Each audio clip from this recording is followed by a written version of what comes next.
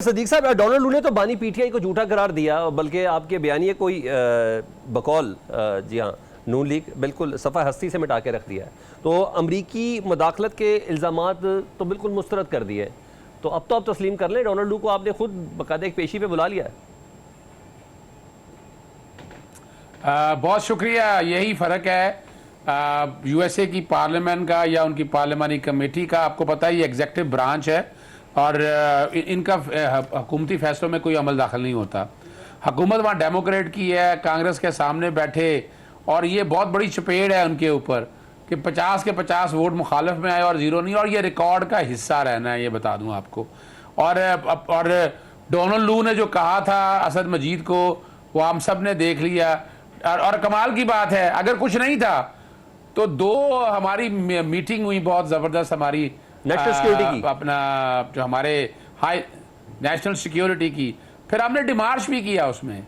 अब देखें, डिमार्च बनता था तो ये तो साबित हो रहा है ना कि क्या कुछ हालात और वाक़यात थे हम, लेकिन हम इसमें जीत गए हैं। उसका दो वजूहत बता दें आपको। 6 मार्च को हुसैन हक्कानी ने मुलाकात की थी नवाज शरीफ के साथ। 8 मार्च को तहरीक अदम एतमाद पेश हुई। उससे पहले हारून रशीद और गालिबन अंसार अब्बासी साहब कॉलम लिख चुके थे। फिर उस वक्त कई सफ़ीर हमारे आपस में मुलाकातें हुई थी। ये रिकॉर्ड पे है, हमें कहने की कोई ज़रूरत नहीं है। और अगर ये कुछ था नहीं, अगर ये नेशनल सिक्योरिटी का इशू नहीं था, अगर ये था ही कुछ नहीं, तो फिर साइफर का केस क्यों बनाया? साइफर के केस में सज़ा दी गई इमरान खान को कि हमने ऑफिशियल सीक्रेट एक्ट को तोड़ा है। फिर कौन सा ऑफिशियल सीक्रेट एक्ट तोड़ा है वो आज तक हमारे सामने नहीं है। और कमाल की बात है, अदालत ने पूछा कि वो डॉक्यूमेंट कहाँ रखा है, वो किधर है डॉक्यूमेंट?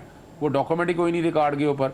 आप यहाँ से भी फिर हम इससे आगे चलते हैं, और अब जब उसकी अपना ट्रायल चला है, ट्रायल हमने देखा है कि किस तेजी से चलाया। 18 दिन जो है ना, हमारा वकील रहे इमरान खान साहब, और 19वें दिन वकील बदला, और वो वकील ले लिया गया जो प्रोसिक्यूशन के साथ अच्छा, वो तो हम अदालत में रिमार्क से भी अंदाजा लगा रहे हैं नाज़र सदीक साहब। अब आप देखें, इतनी इंपॉर्टेंट स्टेटमेंट थी, मुझे तो अब तक ये समझ नहीं आती कि हम डोनाल्ड लू को इतना सच्चा क्यों तस्वुर करते हैं।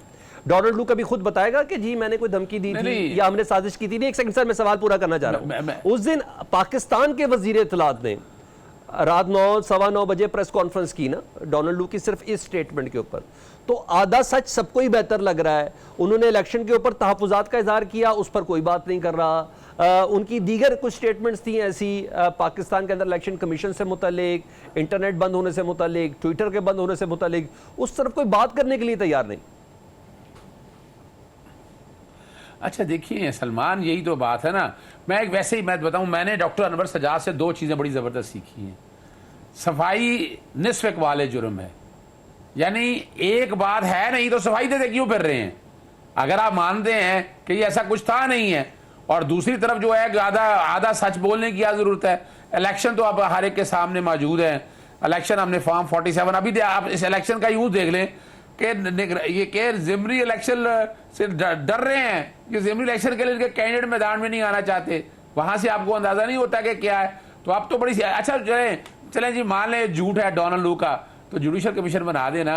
पहले दिन से कहते रहे, उसको जब PDM 1.0 थी, फिर अब निगरान हुकूमत PDM 0.5 आई, अब PDM 2.0 है। इनके पास कहने की डरने की क्या बात है? आए हैं कि कमीशन बनाए, कमीशन बना के सारी तहकीक हो, सारी बात की, और एक एक चीज सामने आ जाएगी। आप असद मजीद को क्यों बुला रहे हैं दोबारा? कोई मुश्किल काम नहीं है। जब एक देखिए वो बैरिस्टर, वो मैं बताना चाहूँ, वो बैरिस्टर गौर साहब का अपना एक नुक्ता नज़र है। मैं तो इस केस को ख़त्म देख रहा हूँ, सफाई इसी से मिटता देख रहा हूँ। इसमें इमरान खान साहब बाइज्जत बरी होने हैं। वो असद मजीद साहब का जो बयान है ना, वो तो है कि रिमांड अगर हो, रिमांड होकर केस देखा जाए। मैं इस केस को रिमांड होते नहीं देख रहा। मैं इस केस में से इमरान खान साहब की बाइज्जत बरी देखता हूँ। कोई अभी तक नेशनल सिक्योरिटी या कोई चीज़ ऐसी सामने नहीं आई, किसी मुल्क से ताल्लुकात खराब हुए नहीं है। तो ये तो एक वो तो हमारे जजेस को भी समझ नहीं आ रही, जो खेलदा साहब को शामिल करता हूँ सर, खेलदा, वो हमारे जजेस को भी समझ नहीं आ रही सिक्योरिटी ब्रीच कोई। मैं खेलदा साहब ये बताएं, डोनाल्ड लू ने बेज़ाब्ती निशानदेही की है,